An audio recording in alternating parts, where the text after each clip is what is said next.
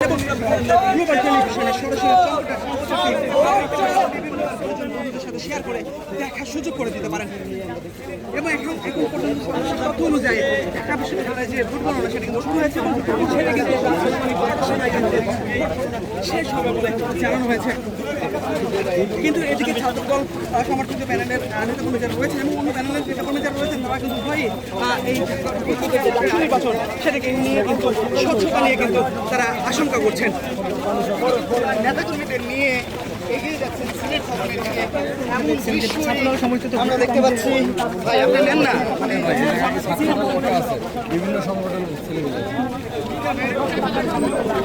ইতিমধ্যে ঘোষণা করেছে তারা নির্বাচন তারা নির্বাচন সিলেট